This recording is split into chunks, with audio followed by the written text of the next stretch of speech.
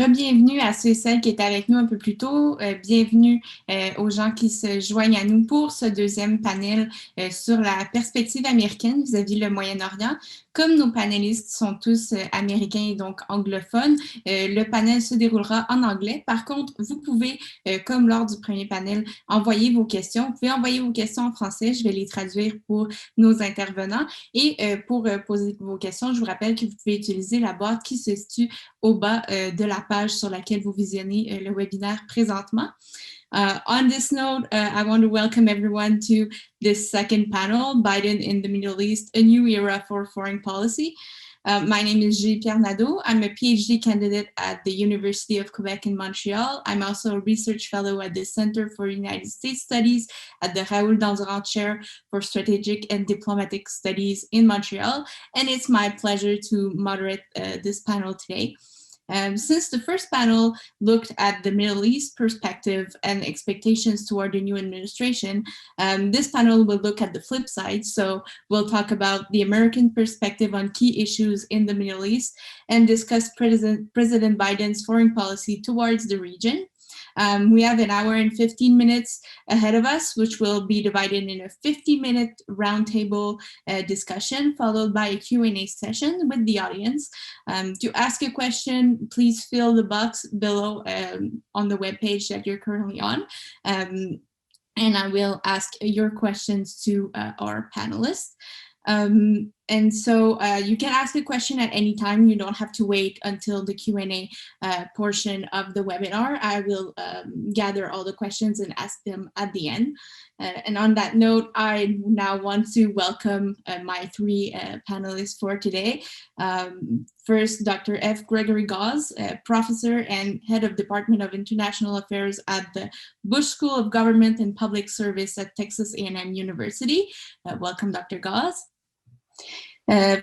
Second, Dr. Paul Lenz, senior lecturer at the Department of Politics and International Affairs of Northern Arizona University and an associate member of our Center for Middle Eastern and Northern African Studies at the Raoul Chair.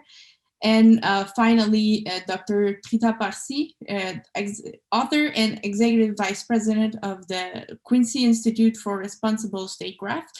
So welcome to you all, and thank you again for accepting our invitation.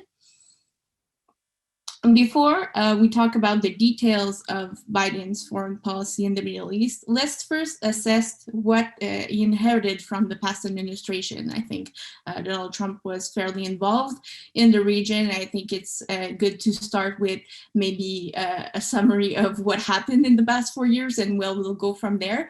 And also how different President Biden might be from President Trump. So to start this discussion, I will ask you all and each an individual question, and I'll start with Dr. Gause.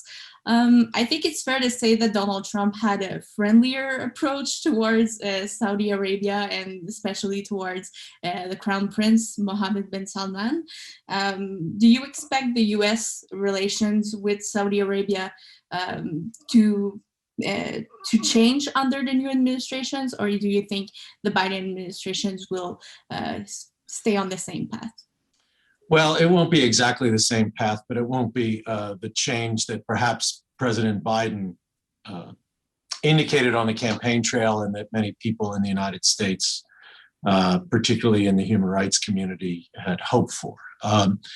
So I think that the most important thing that the Trump administration did in its 4 years vis-a-vis Saudi Arabia is it got involved in the politics of the ruling family itself, which I think was a big mistake. And I think that President Trump's embrace of Mohammed bin Salman, even before he was crown prince, kind of gave the signal that the United States would not only be willing to accept, but would encourage a power play by the current crown prince to consolidate power within his own hands. This was quite surprising because the person he turfed out as crown prince, Mohammed bin Nayef, had for 2 presidential terms, the Bush administration, Bush 43, and the Obama administration, been America's favorite Saudi. because Mohammed bin Nayef, as Minister of the Interior, had been America's contact person on counterterrorism issues with Saudi Arabia. And in the post 9/11 period, that was at the top of the American agenda. So the Trump administration and President Trump personally kind of privileging MBS, I think had an impact. It's hard to tell. The internal machinations of the Al Saud family are not an open book, but it certainly identified the Trump administration very clearly with MBS. And I think it encouraged the Crown Prince to think that he could act with a certain amount of impunity on the world stage. I think the things that are going to change under the Biden administration are that the Crown Prince is no longer going to have a privileged channel directly into the White House, right?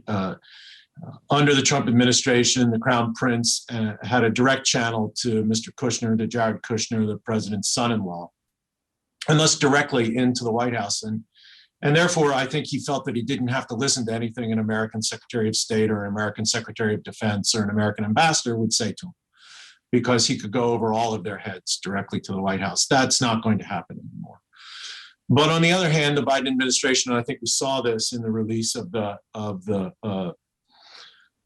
redacted report on the killing of Jamal Khashoggi, the Biden administration believes that it still has to deal with MBS because he is the day-to-day chief executive in Saudi Arabia. And they think that to move ahead on things like Yemen, to move ahead on other issues in the region, they're going to have to find some way to deal with him. And I think that it's something of a change, but it's a change. It's less of a change than many people thought might happen. So you think it's more of a continuity than change for the next few years? Yeah, I think it's continuity in the sense that the United States-Saudi relationship is something that predates the Trump administration, and it goes back quite a ways. In my view, it's an important relation to sustain. I think that this gets us beyond the question of the specifics of the Biden administration, and I'll end here unless you want to follow up on it. But to me, the big issue in the region is the collapse of state authority. I mean, we have civil wars raging in Libya, in Syria, in Yemen. We're getting out of one, maybe in Iraq. We might be on the verge of one in Lebanon, a very weak state. In the Palestinian Authority, we have problems of authority there, problems of authority in the authority there, and the split between Hamas and the PA. And it really does seem to me that if you're going to take a longer-term view of the Middle East, the United States isn't very good at dealing with non-state actors, but it's pretty good at dealing with state actors. And I think you got to deal with the state actors, and that includes Iran, and it includes a number of countries. It includes Turkey, that have problematic human rights records, and it seems to me that the United States has to be open to dealing with all of them as we go forward. And the Saudis are just another one of those problematic state actors. Thank you. I think since you've mentioned already the civil wars in Syria and Libya, I'm going to move to Dr. Lenz. As we know, the Syrian and Libyan conflicts have been going on for a few years now. And I was wondering, what are the implications of those conflicts for U.S. foreign policy in the Middle East? And what do you see in the future regarding those conflicts and U.S. involvement? Thank you, Julie Pierre, for your question. I want to agree with Dr. Gauze. The collapse of state authority is a huge problem for the future of the region. And as we've seen since, at least for the last 2 to 3 years, we've seen an increasing influence of Russia within places like Syria and even in Libya. And even China now is moving to try and get involved within the region. So I think one of the biggest implications for the U.S. moving forward is literally trying to balance the power of these external actors within the region and the propping up of certain actors relative to others, whether it's challenging the Assad regime in Syria or the Eastern Mediterranean oil and gas pipeline issue and how that's affecting the Libyan civil war. I think these are going to be the major issues moving forward, is that we're seeing a geopolitical conflict driven by economics, specifically oil and gas issues, trying to balance the increasing influence of Russia in the Middle East. I think this is where the United States can have a major role in the future of the Middle East, but it's going to create much more conflict, I think, in the short term versus the long term. Following up on what you just said, we have to think back to the Obama administration, but as you all remember, Obama got criticized for his involvement in the Libyan conflict, got also criticized for his management of the Syrian conflict. How do you think these backlash will influence Biden's decision-making towards those two countries? Do you think his experience in the Obama administration will have an impact on his decision making? Will he be more apprehensive to maybe get involved? What are your thoughts on this question? I think given the fact that many of his top foreign policy officials were former members of the Obama administration, I think their reticence about intervening fully within the region is going to play a role in their decision-making. However, you have to keep in mind that the economic interests of oil companies in Europe, as well as American oil companies in the middle of Eastern Syria, as well as in Libya, are going to play a role and an influence in the Biden administration. So I foresee the Biden administration doubling down on its support of our long-term allies within the region. Thank you, Dr. Lenz. I'm going to move on to another main issue, a central issue for Middle Eastern politics and foreign policy in the Middle East, the relation with Iran. And so my question is for Dr. Parsi. President Biden, like President Trump, wants to renegotiate the nuclear deal with Iran. How his approach might differ from the previous administration? And also, do you think Washington can bring Iran back to the negotiation table, or is it basically just a staring contest between the two countries right now? Thank you so much, and it's a great pleasure to be with all of you. You used the phrase "get Iran back to the negotiating table" in your question. I think it's important to first clarify that the Iranians actually been at the negotiating table and have been in the nuclear deal and continue to be in the nuclear deal, and they've been so throughout this period. It was the United States under Trump that left the agreement and tried to destroy the agreement. And the irony is that the JCPOA survived 4 years of Trump, but it may actually die within the first 6 months of the Biden administration, because Biden at the end of the day has pursued a strategy that is not particularly different from that of the Trump administration. Yes, they do want to renegotiate the deal, but they do want to do it inside of the deal, which is a significant difference from Trump. But the manner in which the Trump administration is pursuing, the Biden administration is pursuing this, then makes it far more similar to Trump than what it otherwise would be, because they're essentially insisting that the Iranians have to take the first step, and they're keeping the sanctions in place until Iran is in full compliance with the deal, because the Iranians have reduced some of their obligations.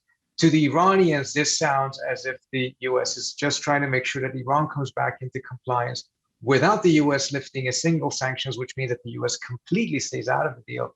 And then at that point, we'll try to renegotiate the deal by using the sanctions of the Trump administration as leverage, which then makes Biden's approach very similar, if not identical, to that of Trump. And I think this is part of the reason why we have this deadlock. And my fear is now that as the Iranians are entering their presidential election, the opportunity to be able to revive the JCPOA is slipping out of our hands because the Iranian perception increasingly is becoming that there actually is no Western option for Iran. The United States is not capable of sustaining an agreement with Iran because of its own political instability. The Iranians have now stabilized their economy. The IMF is saying that their economy is going to grow. So they feel that they have turned a corner on the sanctions, even with the US continuing the maximum pressure strategy. And as a result, why jeopardize that for something that even if it were to work, who knows what the next president in 2024 would do? Donald Trump was impeached twice, but he's still the most important person in the GOP. He may make a comeback in 2024. So what is the sustainability, the reliability of an agreement with the United States? And that would be a huge change if then in a couple of months' time, we have an Iran that no longer is interested in the JCPOA. That would definitely pave the way for a crisis. Do you think it's, I know you follow Iranian politics quite well.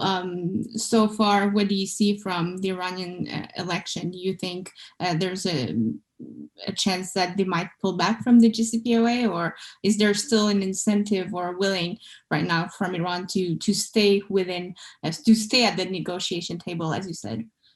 Well, the Iranians are staying, so at this point there seems to be that, but whether that changes after the elections remains to be seen. I suspect that even if they lose interest, they're going to nominally claim that they're still interested in the JCPOA in order to reduce or at least phase out the international blowback against the shift on their hand.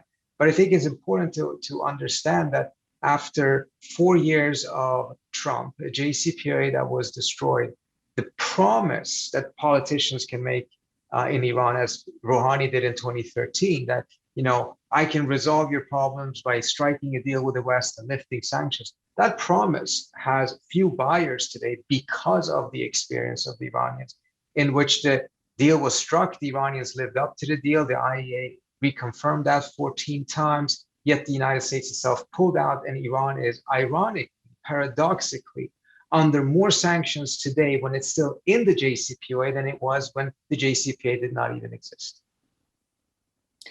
Thank you for this enlightenment. We will now move to a more roundtable format. So my following questions are for all of you.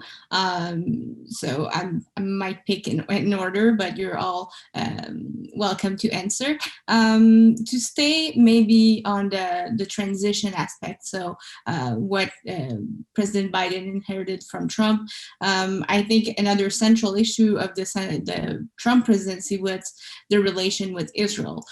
As we all know, the Trump administration moved the U.S. Embassy to Jerusalem,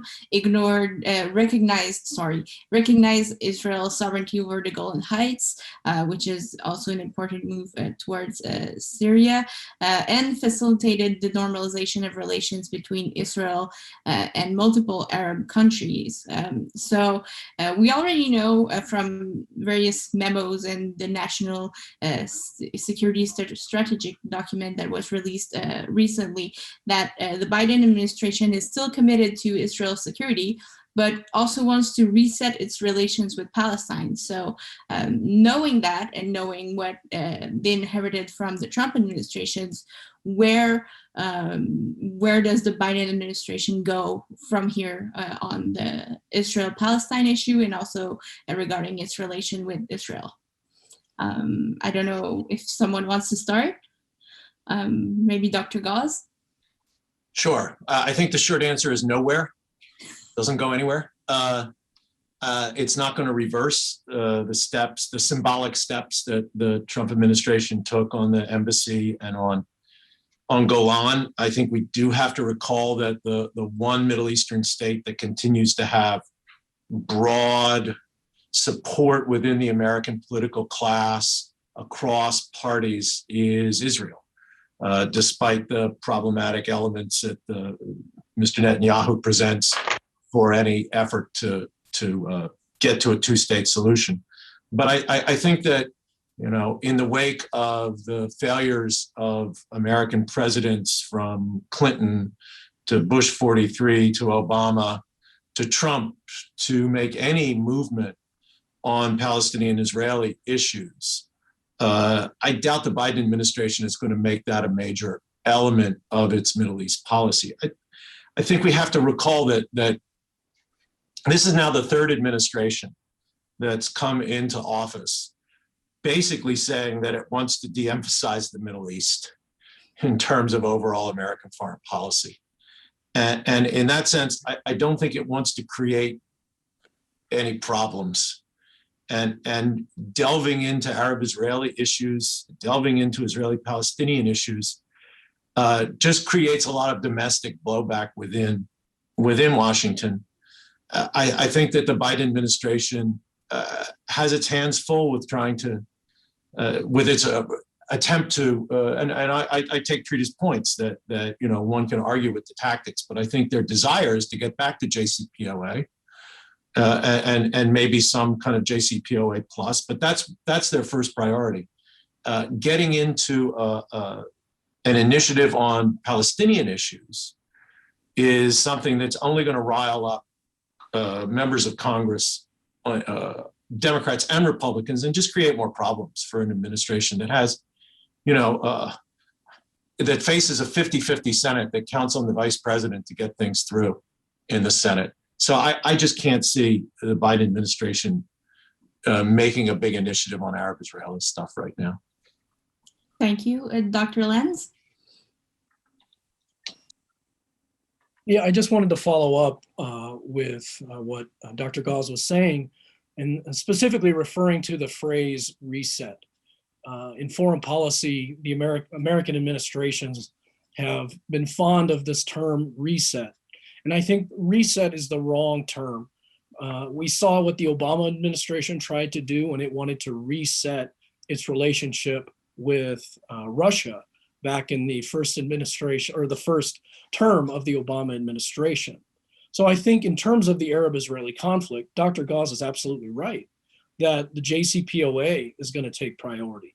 Dealing with the situations in Libya and in Syria are going to take priority, and it's going to be more of a waiting game to see that, maybe this will be one of those legacy issues that the Biden administration will try and deal with in year 4 of its administration, to try and leave a legacy in foreign policy has been the want of many presidential administrations in dealing with the Arab-Israeli conflict.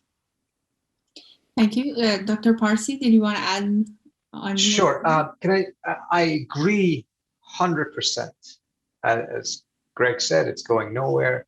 As Dr. Lenz is saying, this is not a priority. The only thing I would disagree with is it's not as if those other issues are priorities either. The JCPOA is not a priority. If it was, Biden would have moved fast as he promised to do, as all of his advisors argued that they would do before getting into office. What is the priority is exclusively domestic political issues right now. And this administration doesn't want to spend a single dime of domestic political capital on foreign policy issues. And the calculation is that even the risk of escalation is domestically less costly than the risk or the political capital they would have to spend in actually getting movement or, God forbid, a compromise on some of these issues. As a result, I wouldn't call any of these issues a priority, although I do agree with all of the panelists that if we were to rank some sort of a future priority list that the administration would have once it's passed its domestic agenda, which arguably may never be the case, but nevertheless, in that scenario, yes, without a doubt, the Israeli-Palestinian issue is going to be at the very bottom of that list. And I think we have to remember one thing. Barack Obama grew up outside of the United States. He had an African father. He was brought up by a Muslim stepfather. He was not a product of Washington. As a result, his personal inhibitions to take on the Israeli-Palestinian issue, his personal inhibitions to end up in a direct confrontation with the Israeli prime minister were completely different and far less than that of someone like Joe Biden, who very much is a product of Washington, D.C. And as a result, almost having their DNA that, one of the last things you want to do is to pick a fight with the Israelis or with the Saudis for that matter. I mean, the stark difference between what Biden said on Saudi Arabia during the campaign and what he's doing once in office should be quite instructive. Thank you, Dr. Gauss. I think you wanted to add something. Yeah, Trita, help me on this. There's no need to go to Congress for the Biden administration to get back into JCPOA, right? And so the political capital issue is it's more kind of symbolic than real, in that you don't have to get 50 votes in the Senate for something. So they could move. The Biden people could move on Iran without having to expend that much capital, right? I agree with you 100%. They don't agree with you. So let me explain what I think their perspective is on this issue. First of all, they do believe that there's going to be some political capital spent on this because Robert Menendez is one of the Democrats that was opposed to the deal, remains very much opposed to the deal, is the Senate Foreign Relations Committee chair, and has, in their view, and I think it's exaggerated, significant influence as to whether their nominees for cabinet positions will go through or not. And we see right now that Colin Cowell's nomination is being jeopardized, and much of the attacks against him is precisely because he was such an effective advocate for the JCPOA. But then there is one element of the domestic political capital that I do agree with them on, which is that in 2023, the JCPOA's timeline is such that the Iranians are supposed to ratify the additional protocol, and the United States is supposed to lift sanctions in Congress. What the JCPOA had done up until 2023 was that the president would waive sanctions every 120 days, every 180 days, depending on the sanctions bill. But by 2023, which means 8 years into the deal, enough trust and progress should have been completed, had the US not pulled out, then they were going to take permanent steps, not reversible steps. And the permanent step is that the Iranians make the additional protocol part of national legislation, and the US would actually lift sanctions in Congress. Now, the problem for the administration's perspective on this is the political capital it requires to lift sanctions in Congress is quite extensive, and it would happen a year before the 2024 elections. But raising that issue, however, raises another question. Well, if that's the case, does this administration actually want to go back into the deal at all? I think they do, but they want to have a very early promise, almost a precondition for coming back into the deal, that the Iranians are going to agree to change the timeline and push 2023 to 2025 or 26. I personally think that's actually quite reasonable. I think the manner they have approached it is counterproductive because it's only fueled the Iranian suspicions that there's a whole set of other things that the administration is going to try to do in renegotiating the deal by using Trump's sanctions. And they're not going to be okay with that, because if they green light that, they think that they're just going to get completely screwed over. And I think one thing we have to really keep in mind, this may be true in the minds of some people in the administration, that just because the United States has a new president, now it's suddenly trustworthy. That is not in the minds of anyone in Iran, and frankly, not in a whole lot of other countries either. The United States is still the United States. It has a reputational and trust issue that it needs to deal with. Just changing the president is not enough. Thank you. I think I'm going to stay, trying to stay on the topic of Israel, but moving maybe towards another factor that might push Iran further away from a new deal or willingness to engage with the U.S. As we know, Trump facilitated the normalization of relations between some Gulf countries and Israel. First, do you all think that the Biden administration is going to build on that? So maybe try to negotiate normalization between other countries and Israel? And also then what is the impact on the relations with Iran? Is it a risk of isolating Iran further? And is this is this going to ruin any efforts to renew or reintegrate or negotiate a new JCPOA? I don't know, maybe if Dr. Parsi, you want to go first on that one? Sorry, I think you broke up a little bit for me. Could you repeat that question? Yes, I was talking about normalization of relations between some Gulf countries, other Arab countries, and Israel that were brokered by the Trump administration, and how that might push Iran back, and how that might affect the relation between the US and Iran if the Biden administration continues to move forward with those normalizations. Yeah, no, I think that's a great question. And yes, the Biden administration is definitely moving forward with those. They're welcoming those without trying to praise the Trump administration. I think this issue has, by and large, been presented as the formation of an anti-Iran camp in the Middle East. It's always existed there. I mean, the Israelis and the UAE have been collaborating for some time now. The Israelis and the Saudis have had a de facto alliance more or less for roughly 10, 12 years, going all the way back to the war with Lebanon in 2006. This is now more formalizing it. But I think there's a bigger issue that has been missed. Yes, there's definitely an Iran dimension to this, but there's also a US dimension to this, an even more important US dimension to this. These three countries, UAE, Saudi, and Israel, strongly favor the United States retaining a very strong, if not hegemonic, military presence in the Middle East. They benefit from it tremendously.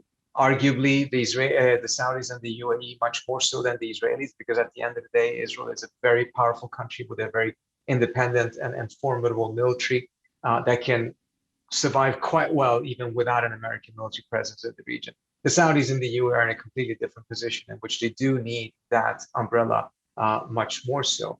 But all of them have benefited from it. All of them have expanded their maneuverability from it. All of them have favored from the fact that the US's military presence has tilted the balance of power in their favor in a manner that they could not achieve on their own, mindful of their more limited power. By creating this alliance, particularly mindful of the fact that this was at its core, an arms deal in which the UAE is buying F-35s, is a way for them to actually bind the United States further to their security and make such an exit more difficult. When you buy these F-35s, what you're essentially buying is an implicit defense pact.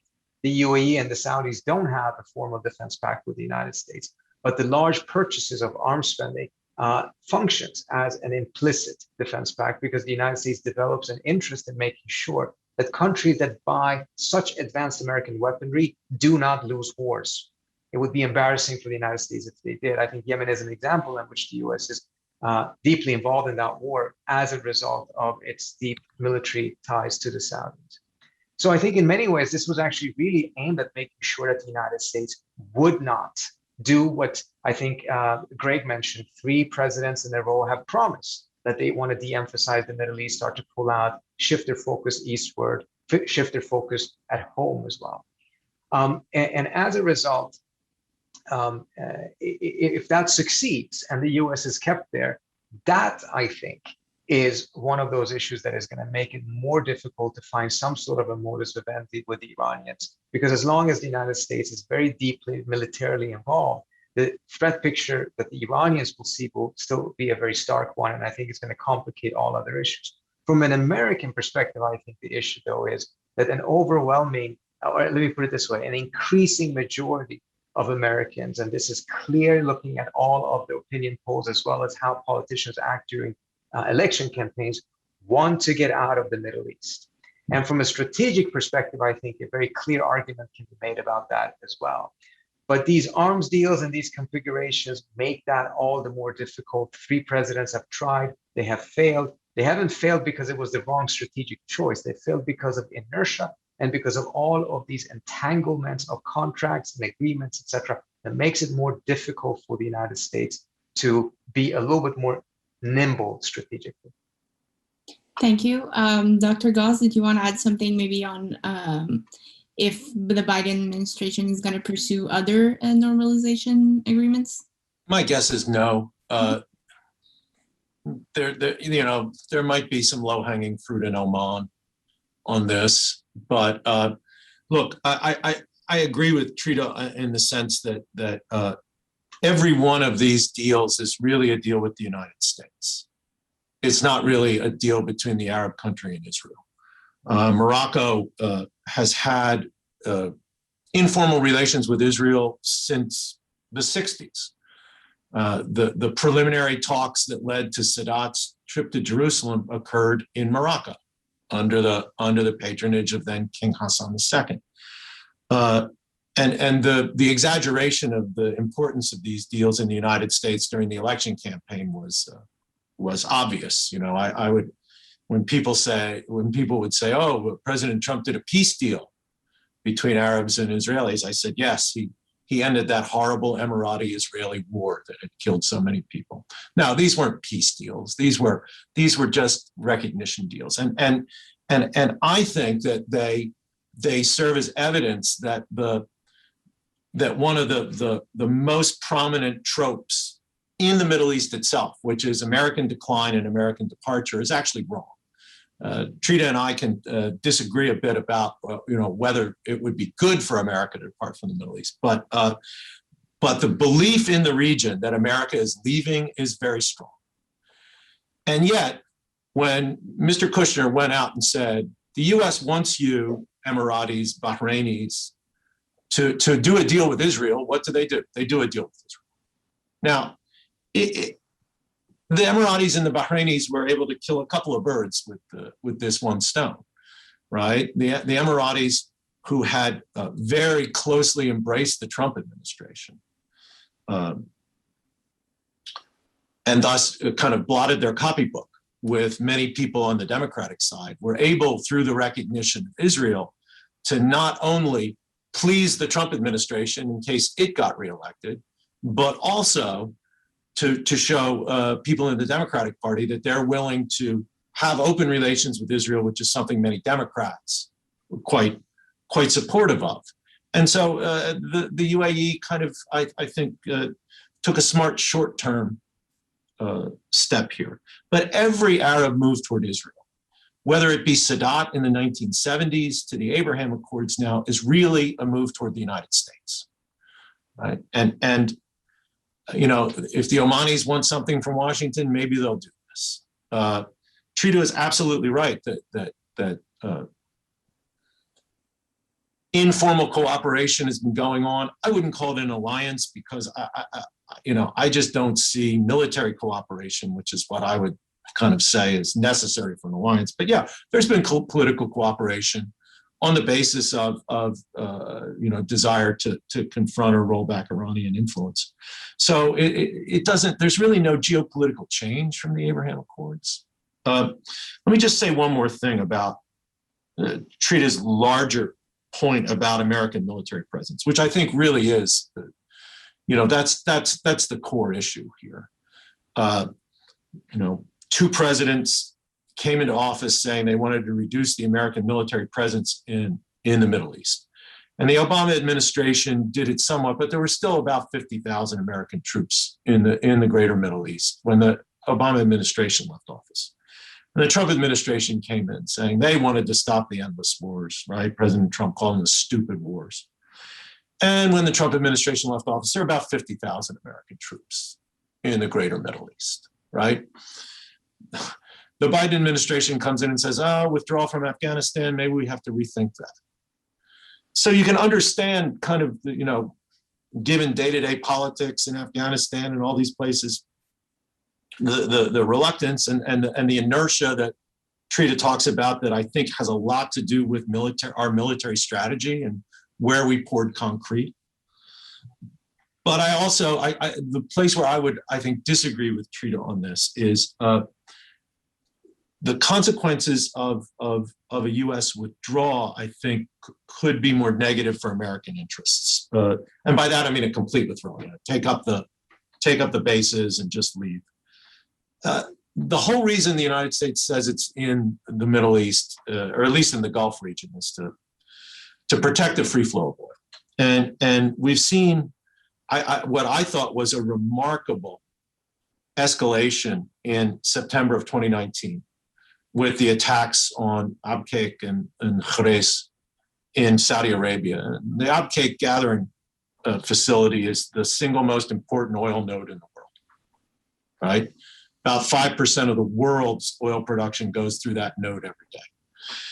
It didn't have that much effect on prices because, you know, we're in a relatively supply-rich oil market. But I thought that was a startling escalation, and American military presence was there, and the United States did nothing. And so I do think that you know, a more strategic approach in the Middle East does have to think through what are these military forces there for if they're not there to deter and combat efforts to affect the free flow of oil. But that's a much larger question that we can get into. It is a great question, though. And if I could, we'll get. Sorry, if Professor wants to go in first, go ahead. I was going to say we're going to get into this big debate of the pivot maybe away from the Middle East in a few moments, but I want to give the chance to Dr. Lenz to respond to the question as well. Thank you. Yeah, it was, I was, in a way, I'm responding to what Greg was bringing up there about the oil.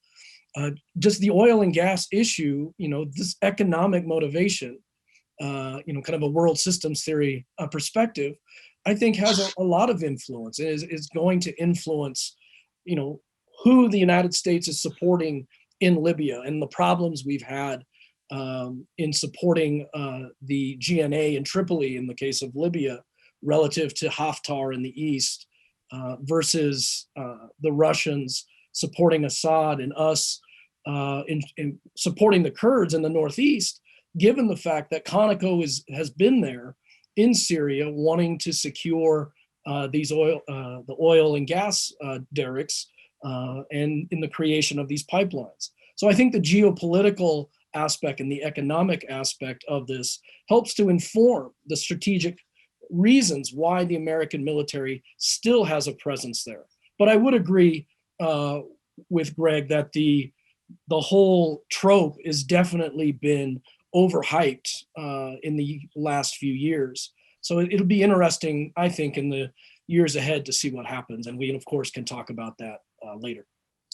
Well, since you've all started to talk about U.S. involvement in the broader sense, in the military sense first, but in the broader sense in the region, and as you mentioned previously, both Obama and Trump have promised to retract from the Middle East, to get fewer troops involved, and both were brought back to the regions for different reasons. The Syrian war certainly didn't help, but other issues as well. So considering all that has been tried in the last two administrations, but also considering President Biden's willingness to pivot towards Asia, which was what Obama promised but never achieved. Do you think, and this is, I know, the big question for decision makers and experts, but do you think the US will finally pivot away from the Middle East during this administration? And my follow-up questions is what are some potential issues that could derail this plan this time? What are some potential issues that you think could make this pivot fail once again? I don't know if someone wants to start. Can I go first this time? Yes, sure. Yeah. Well, first of all, I love this conversation because this is a conversation that I think at the end of the day will determine almost all the answers for all of the other questions. America's strategy and decision as to whether to be present there militarily or not, whether to dominate the region or not, will determine a whole set of different issues. And trying to do it the other way around doesn't get us very far. So I'm delighted to have this conversation and to have it with all of you. The question of oil, and as Greg mentioned, you know, that has been one of the key reasons why the military is there. But as Greg's example itself demonstrated, the military presence, which at that time was 58,000 troops, did not deter the attack that most likely was conducted by the Iranians against the Saudis. And Donald Trump did not act on the Carter Doctrine, which would have meant that he would have taken military action against it. I think while oil there still is important and it's still motivating oil companies, and it will always motivate oil companies, it is not what it used to be. In 2018, the same year when the United States actually became a net exporter of oil, only 15% of its oil was imported from the Persian Gulf. 40% of China's oil came from the Persian Gulf. 76% of all of Asia's oil is coming from the Persian Gulf. In essence, the United States is subsidized Chinese purchases of oil. And when you take a look at it from a larger picture, whether one is in favor of a tougher stance against China or not, nevertheless, this is highly relevant. The question then becomes, even though it is less important, it still is important. I would still say it is a core strategic interest of the United States to make sure that there is a free flow of oil and commerce in the Persian Gulf because of its importance to the global economy, which then affects the United States population itself. Is it necessary, however, to have a permanent military presence in order to be able to deter any such attacks or be able to deter any one country that would like to close off the Strait of Hormuz? The only country that has threatened to close off the Strait of Hormuz is Iran. And the only time they've even gotten close to trying is when they themselves could not sell their oil. Under all other circumstances, they have absolutely no interest whatsoever to do so because it's suicide for them as well. But only when the United States actually moved to completely eliminate Iran's oil sales did the Iranians start to move in the direction of making such threats. And then we saw the attack as well. We're coming out with a report in hopefully in a couple of weeks' time, a military analysis that makes the case that while this is an important interest, it can completely be achieved without having that type of a permanent military presence. Now, understanding the political circumstances in Washington, D.C., we fully understand that there cannot be a reduction from 58,000 troops to zero overnight or even over a course of 5 or so years. But I think it's important to understand that it is not necessary to have it. Our interest actually doesn't justify this. We can still achieve those objectives without that type of a military presence, and mindful of the fact that the military presence has created all kinds of other challenges for the United States and for the region as a whole. We should start thinking about a longer-term strategy of dramatically reducing troop levels. Will this administration do so? I would be quite surprised because of a combination of two factors. One, if they're not willing to take on Prime Minister Netanyahu, MBS, and others on the Iran deal, rest assured they're not going to take them on when it comes to reducing military troop levels in the Middle East or in the Persian Gulf as a whole. This would definitely create tensions and would require a tremendous amount of political capital to be spent. So once again, we have an administration that will express this as a preference, but likely do very little about it at the end of the day. Secondly, even though they express it as a preference, I'm not convinced that the majority of them view it in the manner that I described it. They may want to reduce it a bit in order to be able to say that they've ended some endless wars, but not necessarily in order to fundamentally shift America's military presence. Thank you. Dr. Lentz, do you want to answer? Sure, absolutely. I would argue that we're going to see the continued buttressing of alliances. You know, that was part of the Biden campaign's campaign platform, was to re-engage with alliances like NATO and all of our historic alliances. So, you know, just as Trita was saying, that no one is going to, in the Biden administration, is going to truly stand up to an Israel. So I see what would likely happen is that there will be a semblance of American troops there for the foreseeable future. There's going to be a contingent there to have our presence there to maintain our hegemony of the region, you know, and to promote our interest in places like Libya and Syria, because that is going to help with the continued supply of oil. And we do not want that oil going anymore to a Russia or a China. We want to limit that amount. So I think the military troop presence will remain, but I don't see the Biden administration making any huge waves to try and withdraw American troops. Thank you. Dr. Goss? Yeah, this is, I'm with Trita on this, and that this is the big question, right? And so let me talk a little bit about the big question and then a little bit on what I think the Biden administration is going to do, right? So what kind of military presence is, I think, just as important as the total number? And there's two kinds that the US has right now, it seems to me.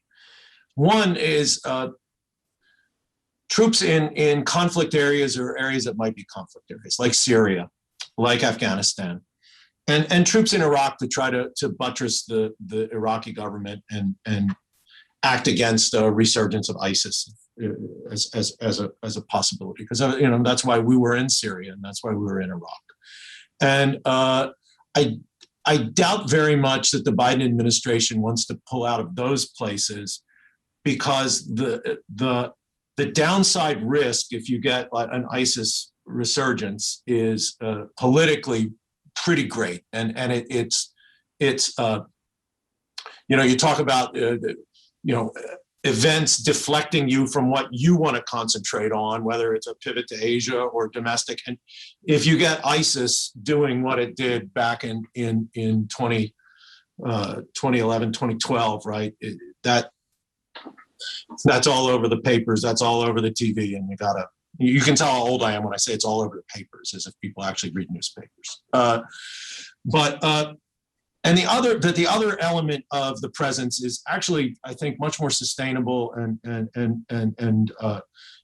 much less controversial, and that's the presence in the smaller Gulf states, which have been hosts to foreign military presences for a century and a half, and those are, I think, much more sustainable than these deployments in conflict zones, which I think we have to be working to end.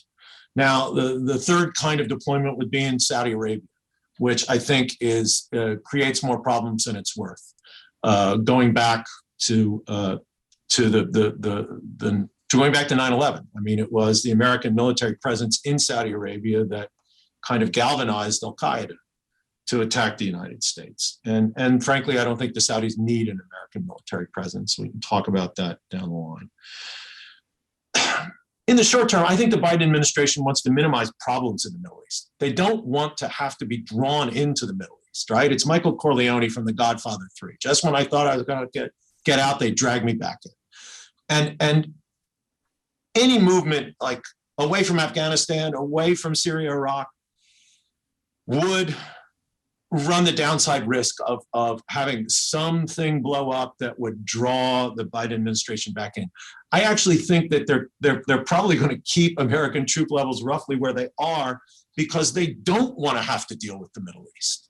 And they're afraid that if they withdraw and the government in Afghanistan collapses, for example, that then they have to pay a domestic price, or they have to get back involved. Just one more thing on this.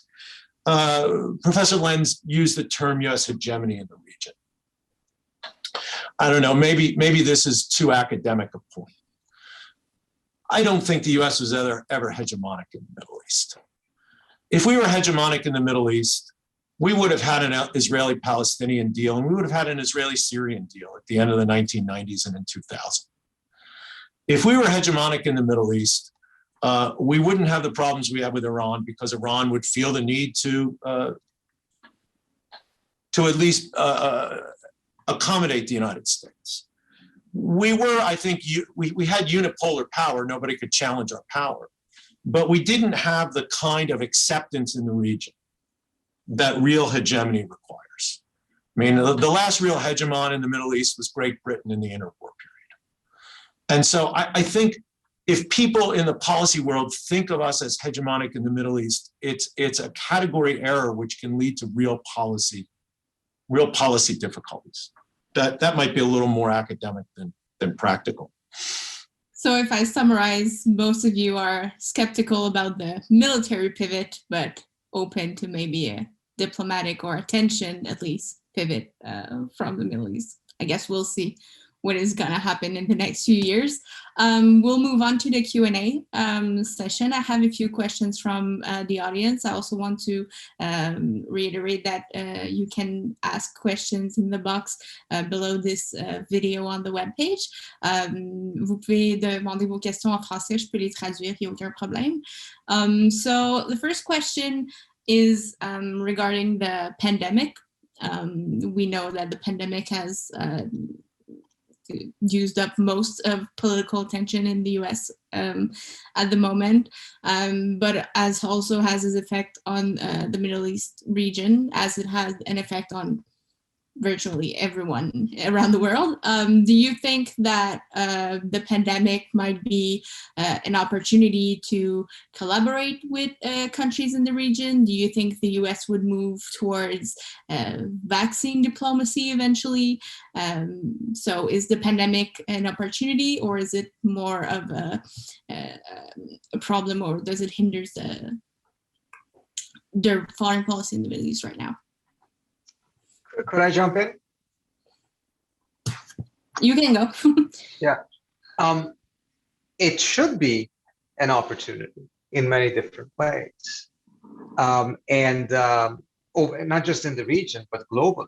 I think as some former Obama officials have pointed out publicly, if we want to talk about restoring American leadership, here was a great opportunity of providing such a fantastic humanitarian service to the rest of the world. I mean, talking about building goodwill, talking about doing something that could massively help overcome a lot of the skepticism, tensions, anger, frustration that has been caused by the last 4 years of Trump. That's not what we've seen, however. We've seen how the United States has essentially decided to have America first approach when it comes to the vaccine. We've also seen that in the case of Iran, for instance, the block that the that the Trump administration put on an IMF loan to Iran for $5 billion for COVID aid is still blocked. This is not something that the Biden administration changed. This is something he could have done on day one, just lift that block, wouldn't cost him anything politically, but it would create a lot of goodwill, and it would create a much better atmosphere for diplomacy.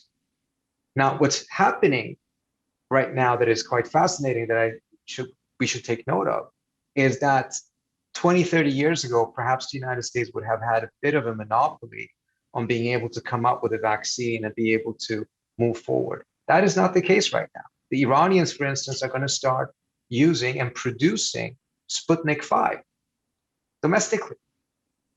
And I'm not an expert on this area, but I've noted that Sputnik 5 is deemed to be almost as effective as Moderna and Pfizer, which means that they're extremely effective in the context of vaccines. So the US's lead in being able to, outcompete everyone else in the area of vaccine diplomacy is really not as strong as it would have been 30 or so years ago. We've moved into a multipolar vaccine world. Thank you. Dr. Gauze? I think Trita's absolutely right. I mean, the United States should be engaged more in vaccine diplomacy. I guess my only point is, if I were running the show, that vaccine diplomacy would begin in the Americas, closest to the United States. Would even help you Canadians out if you needed some vaccines. But I think that this could be a missed opportunity. But I think that the administration is kind of waking up to the fact that they got to get in the game. It's interesting to note that the United Arab Emirates is using the Chinese vaccine. Dr. Lance, did you want to add something? No, I would agree with both Trita and Greg. They're absolutely right that the Biden administration is obviously rolling everything out here in America first, and they're missing an opportunity. They're missing an opportunity to use multilateral institutions and provide further assistance to the World Health Organization, or even having USAID in the region to get the vaccine distributed, and that's going to be beneficial in the long run, if you look at the long game, I think it'll be beneficial for China and Russia if more of their vaccines are being used instead of Moderna or Pfizer. Thank you. You've mentioned China and Russia. This allows me to segue into my next question, which was about great power politics. We've tried earlier to not get into an academic discourse, but I think we're not going to be able to avoid it this time. What do you think, what should the US make of the increase in Russian, and I would add Chinese involvement in the region? Dr. Do you want to go first? You want me to start? Okay. Yeah. I think it's is given the last 10 years in the Middle East and everything that we've seen, everything that both of my fellow panelists have discussed and I've discussed, I think we're seeing a more multipolar world, not just with vaccine distribution, but I think in general, we're seeing a multipolar Middle East. And I think that's going to affect our strategic calculations in the region. It's one of the reasons that, as was mentioned, the Abrahamic Accords are a way to benefit United States' influence in the region. I know Greg didn't like the fact that I used American hegemony in the region, but so I'll change it and say American interests and influence in the region, I think are still going to be keeping Russian interests and Chinese interests in mind in continuing the relationships that we have in the region. And I'm happy to expand on that further if necessary. Thank you. Dr. Goss? Yeah, I think when you use words, the words hegemony, multipolarity, and unipolarity have been used, and so we're inevitably into international relations theory. So Trita said that the U.S. is subsidizing Chinese access to oil. But if you are really thinking about potential great power rivalry, you might say that the United States is sustaining a presence in an area that's not as important to it for oil, but is enormously important to China for oil. I don't know if that's the way people in the United States are thinking about it, but I think that might be the way some people in China are thinking about it. So Russia and China, I look at them in very different ways. And this is, I don't specialize in either Russian politics and foreign policy or Chinese politics and foreign policy. So take this as somebody who just reads the newspapers. Russia is not going to be a major player in the Middle East. It's going to be a relatively minor player in the Middle East because it doesn't have the resources to be a major player. If the Russians want to be Assad's lawyer, from an American point of view, I say you can have it. But I think that where the Russians have really interesting new relationships are actually with Saudi Arabia, because Russia and Saudi Arabia are there's three major oil producers in the world, right? Russia, Saudi Arabia, and the United States. The United States is a very decentralized oil system. We don't have a minister of oil who can say, all right, we'll cut 1 million barrels or we'll go up 1 million barrels. But the Russians and the Saudis each can bring oil to the market and cut oil back in ways that can have important short-term market effects. And the way the Russians and the Saudis have been dealing with each other on these issues, I think, is fascinating and somewhat underappreciated. But in terms of being a military power, I don't think Russia has the stuff anymore. China increasingly has the stuff, but I think that the Chinese think like economists and not like political scientists. In that they want to do business with the Iranians, but they want to do business with the Saudis as well. They want to do business with the Israelis, and they want to do business with Arab countries. They want to do business in the Middle East, and energy is an extremely important part of that. They don't want to pick sides.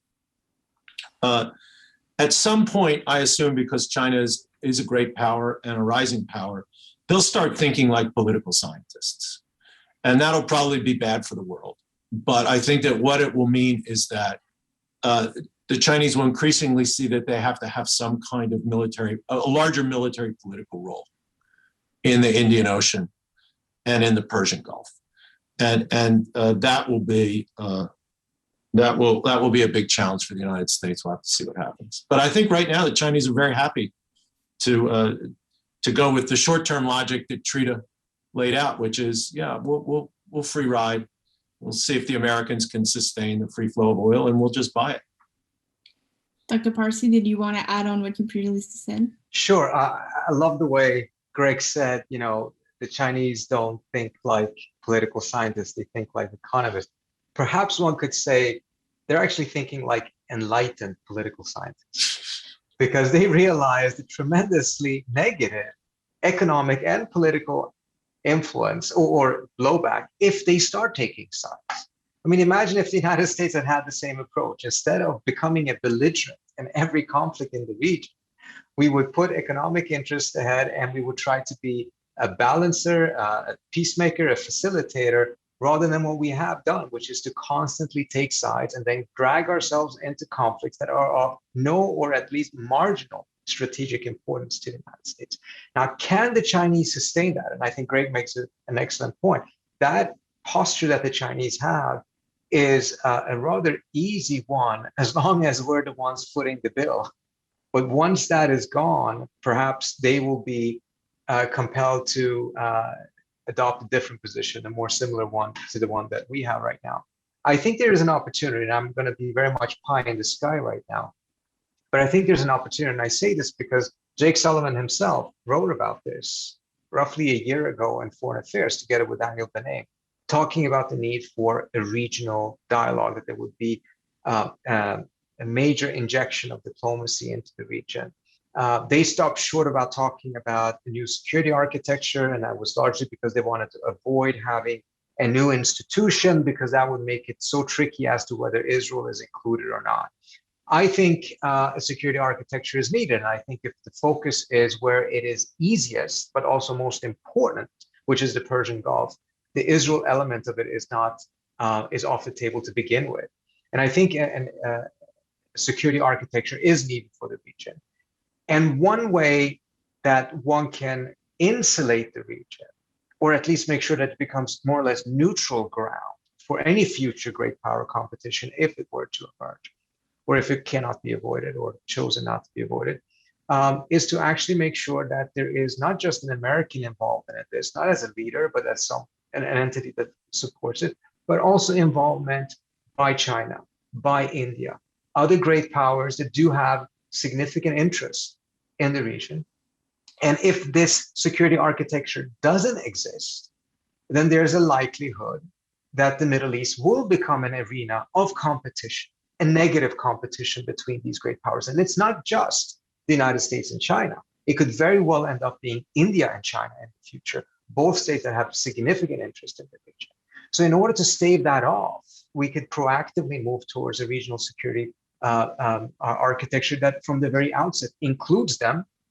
And I think there would be regional buy-in for that as well. The Iranians are going to be very uncomfortable if the US has a very significant role, but if the US's role is diluted by also including other great powers such as China and India, it actually could make them less uncomfortable. And of course, from the Saudi and the GCC perspective, not having the US included, which is probably the Iranian preference, is a complete non-starter. So I think there's creative ways that this can be done, but it requires creativity in the White House, and it requires a willingness to spend some political capital. And as I think both Greg and Paul have pointed out, that precisely because the administration doesn't want to deal with this issue, and doesn't want to spend any political capital on it, the status quo, even if it's a negative one, is still preferable. Thank you. That was a very, yes, Dr. Gauss? Yeah, could I just add one thing? I mean, I don't think it's pie in the sky for us to think about a regional security architecture, but the other requisite that's required, I think Trita is absolutely right. It has to include India, it has to include China, it has to include the outside powers who have a stake in the energy resources, and not just that. I mean, there are millions of Indian citizens who work on the Arab side of the Gulf, right? And there's increasing trade, not just in energy, between India and the Gulf, and that's the reestablishment of a historical connection, which is long-standing, right? But I think that to get a regional security architecture, you have to have stable players in the region itself. I mean, I think of kind of the most successful effort to build a regional security architecture in my lifetime has been ASEAN. But it required a stability within the ASEAN countries so that ASEAN countries didn't see other ASEAN countries as political vacuums in which they could kind of try to meddle into the domestic politics. And I think that's the basic problem in the Middle East is there's so many political vacuums right now. The civil wars we mentioned, the weak states we mentioned, that almost even if you assume best intentions on all of the players, it becomes really hard to resist the impulse to kind of play into the domestic politics of an Iraq or a Syria or a Yemen, if only because you think the other guys are doing it. And I think that without getting kind of the units themselves within the Middle East stabilized, it's going to be very, very hard to come up with a regional security architecture. And I have no idea how to stabilize these units. I mean, that's a really tough question. And I think it's a years, if not decades long project. Can I do a two-finger on that? I think Greg is absolutely right. I mean, it is not going to be easy, and there's so many circumstances, and he put his finger on one of them, a very important one of them, that is going to make it extremely difficult and challenging to get it done. And there's going to be all kinds of prisoners' dilemmas of, the cost of not interfering and things like that. The flip side of that is, however, that without a security architecture, it's very unlikely that those issues will be resolved. Those vacuums are going to continue to exist, and that kind of intervention is going to continue to be the norm rather than the exception. If one starts the effort at a lower level with some low-hanging fruit, from maritime security to climate change collaboration, kind of collective threats that all of them face, you can start building more trust, more of that type of a normalized interaction. I mean, there's a massive diplomacy deficit in the region right now. And through that, you can then make it easier, still difficult, but easier to be able to address those tougher issues, such as how do you make sure that the vacuums are dealt with in a way in which the prisoner dilemma dynamic doesn't take over. It's going to be difficult. I think Greg is absolutely right. But the alternative, which is to not do it, seems to bring us towards an even more intensified problem rather than one that automatically kind of will resolve itself. And then when everything is good, we'll have a security architecture. Absolutely. I think the whole issue of the Middle East is not an easy question. It's not a fast question to resolve either. You all raised great points. Since I have maybe 3 minutes left, I want to ask one quick question that's going to bring us back to maybe the domestic politics aspect of foreign policy making. We had a question about diasporas. So do you think that since civil society has gathered more media and political attention in the last few years, do you think the diasporas of those Middle Eastern countries in the US are going to be able to influence foreign policy making in the next few years? Or do they have an influence right now? I wouldn't talk to, I wouldn't say diasporas have much influence on Middle East policy. I mean, Trita knows the Iranian diaspora better than I, but I think that they're probably more hardline than a lot of other players. But I don't think that they have much clout. Look, I think that the major domestic political grouping that affects Middle East politics right now is evangelical and fundamentalist Christians. They were the firmest and largest part of the Trump base. They are an extremely important part of the Republican political base, and over the last 30 years, 40 years, they have become extremely committed to a right-wing Israeli view of the Middle East.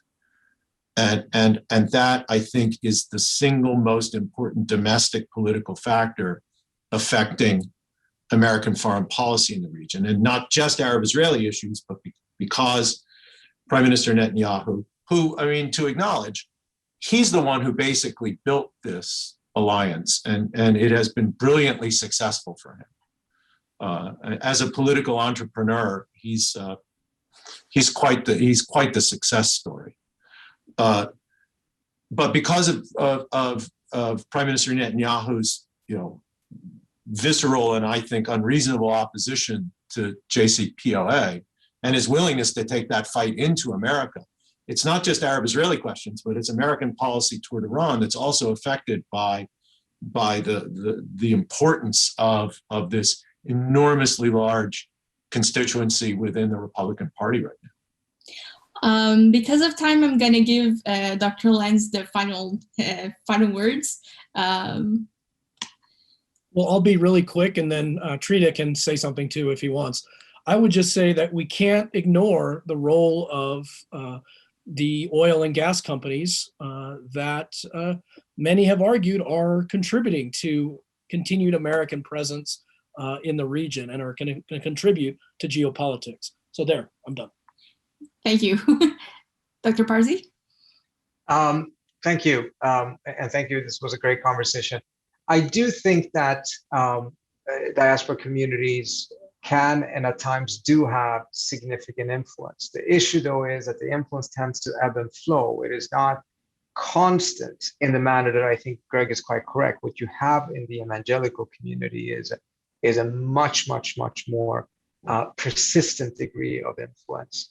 But the manner in which the influence can actually be a hurdle for administrations should not be underestimated, in the sense that if the administration wants to go in a specific direction and a diaspora organizes well against that, this is not something that the administrations usually can ignore, particularly, for instance, if it comes to human rights and issues of that kind. That tends to have a significant play in Washington. Thank you. This is what concludes our discussion. I had many more questions for you all, but I thank you for all your insightful answers and for accepting our invitation today. This was a really great discussion. We've covered a broad range of issues, and as we all know, Middle East and U.S. foreign policy in the Middle East is not a simple issue, but I think we've been able to cover a vast amount of ground here. So thank you all, Dr. Gauze, Dr. Lenz, and Dr. Parsi, for your participation. For our audience, we're going to take a 10-minute break, and we're going to be back at noon for the next conference. And so thank you for being here. On vous revient avec les 2 dernières conférences de clôture. Merci.